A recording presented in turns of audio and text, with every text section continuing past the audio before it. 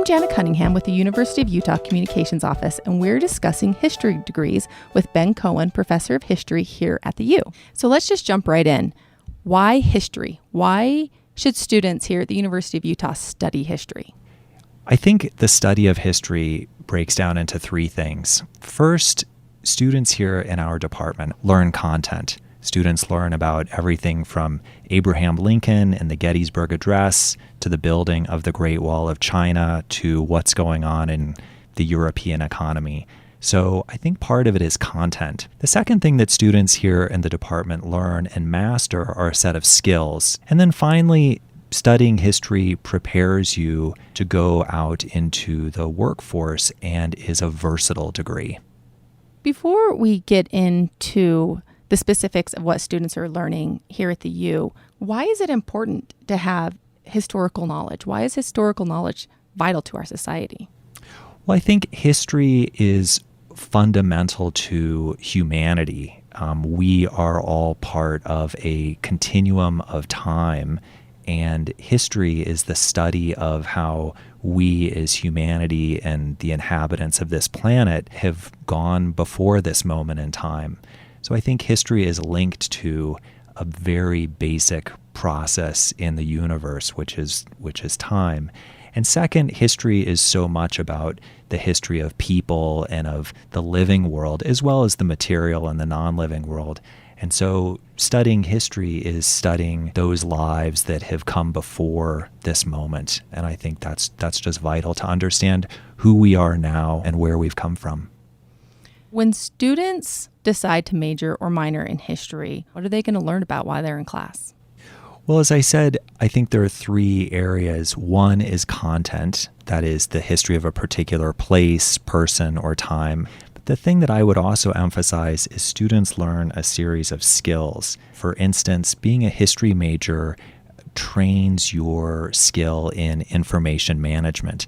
Now, that might sound like something from our colleagues in the business school, but if you think about it, when you're in a history class, when you're writing a history paper, you are learning how to sift through, compile, and organize information. Might be names and dates, which is what we all remember from high school, but it's also opinions and ideas. And so one of those skills is information management. A second critical skill that all historians have and that is so valuable in the workforce today is writing. Good writing can get you a job, good writing can keep you in a job, and good writing is not something that we can outsource to people far away or to technology. That is, a computer can't write a crisp sentence or a paragraph. And if you look at today in the world of the internet, I mean, what is blogging? Blogging is people who are talented writers writing about a topic, whether it's their cat, whether it's baking cupcakes, whether it's politics. Good writing and blogging, that is writing online, can be a way to make an income, and we see people do that all the time. I think another thing that history majors get are training in critical reading and critical thinking. And again, in this day and age where we are drowning in information, the ability to read and ask critical questions of the material we're reading and to think critically about what we are seeing, hearing, ingesting is just vital. And that's a skill that employers across the board are looking for. You can't outsource that to someone else. You can't ask a computer to sift through data and critically analyze it. And then finally, historians learn how to research, how to find information, whether it's information for a business topic, for a law topic, for medical school, or if you want to be a teacher and you just need to know more about something. We train our students in the basics and also the nuances of research. It sounds like students in the history department are learning a lot of job skills. Do you encourage your students to double major in something with history, something such as business or science? We welcome students who are double majors, and history, we like to say, is a major that plays well with others. If you're partnering history with, for instance, an area studies focus, be it Asia, the Middle East, Europe, or degrees in business or social science, for instance, political science and history have a lot of shared interest and shared overlap. But we have many successful students who have been history and biology majors, history and chem majors, history and engineering majors. And those are some of our most exciting, most promising students. And so I would recommend students to think about history as a double major with any degree at the university. And what are you seeing your students doing after they graduate?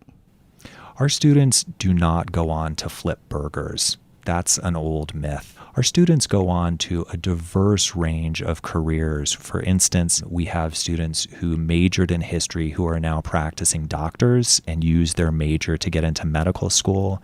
We have students who are in business. Many students go on and do a JD, that is a law degree, and are practicing in the legal field. But we also have students who've taken the civil service exam and now work for the federal government. And yes, we do have students who go on to careers in teaching, either K through 12 or pursue advanced degrees and become professional historians in the academy themselves, or take that advanced degree and work for a museum or a nonprofit. How have you seen this degree evolve over the last 10, 20, 30 years? Well, I think what is considered historical has changed. In the old days, history was a lot about straight white men.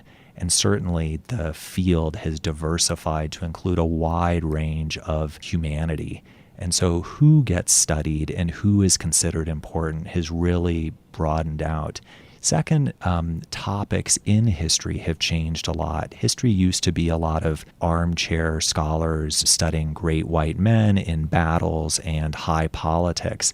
We now have colleagues and students who are studying poor people, people who have traditionally been below the radar of the classically trained historian. And so who gets studied has changed. What gets studied has changed. For instance, recently, there's been a turn towards studying animals. We share this planet with a tremendous diversity of flora and fauna, and animal studies is now a vibrant part of what you can study as a historian. Before we end our discussion, can you talk a little bit about your research and how you involve students in your research? I was trained as a scholar of South Asia, that is India, Pakistan, Bangladesh, Sri Lanka, and the hill states of Nepal, Tibet, and Bhutan.